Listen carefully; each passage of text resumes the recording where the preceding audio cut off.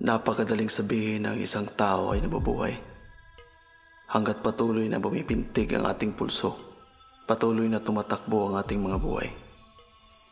Ngunit, sadya nga bang madaya ang tadhana? Sa kadahilan ng sa nakararami, ang bawat pintig ng buhay ay puno ng kasaganahan at karangyaan. Samantalang sa isang tulad ko, ito ay puno ng kakulangan.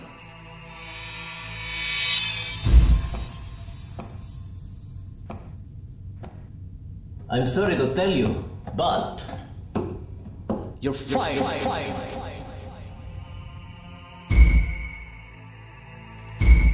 I cannot live like this anymore. I don't want to see you again. It's all so.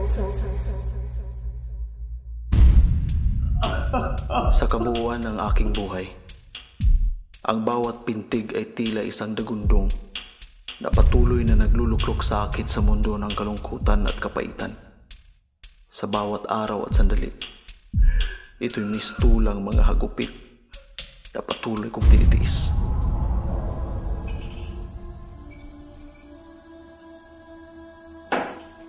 Lahat daw ng bagay ay may hangganan.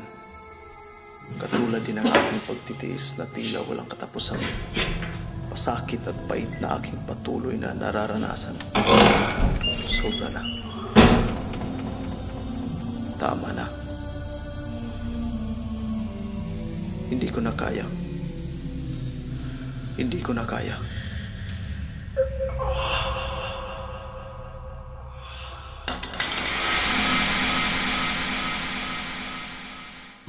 Sa unti-unting pagdating ng pagtatapos ng aking hinahangad, noon ko nasimulang tanungin ang aking sarili. Ang buhay ba na aking sinapit ay sadyang itinakda ng kapalaran? O isang madilim na daang pinilit kong tahakin?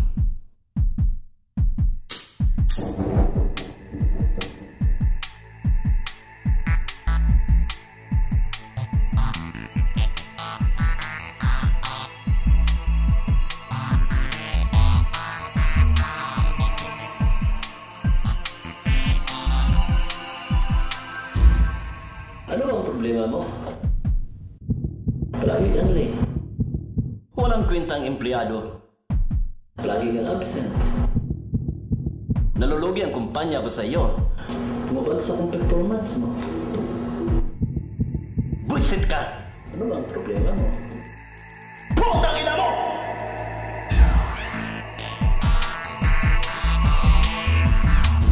What's wrong with you? Pwede pa naman magbago ang lahat. You can still change.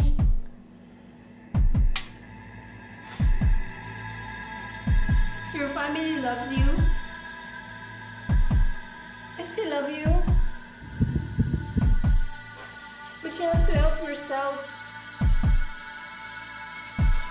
Listen to me. Iiwanin kita.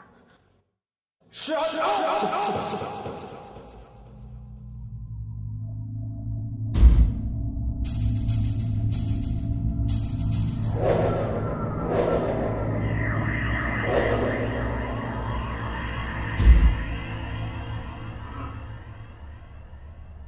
Diyos ko,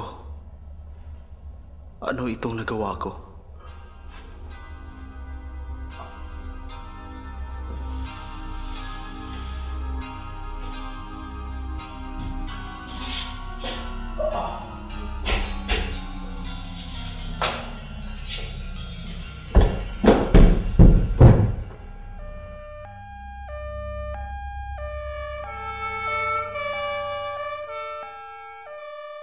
Nurse, what do we have We here? have a frustrated Doc, suicide blood attempt. pressure niya. 82 cm diagonal Pulse. incision across the Pulse. radial Yes, artery. hypobulemic, Napigilan namin ang for sure. pagdurugo pero critical pa rin siya.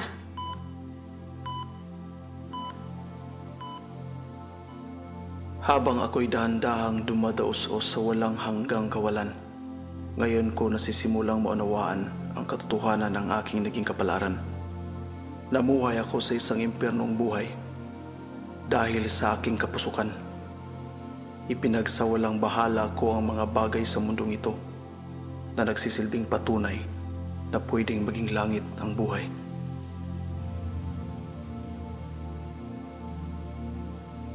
Ngunit, sadya nga bang huli na ang lahat? Pero sabi nga ng nakararami, habang may buhay, may pag-asa. May panahon para sa pagbabago. Yan ang pulso ng buhay.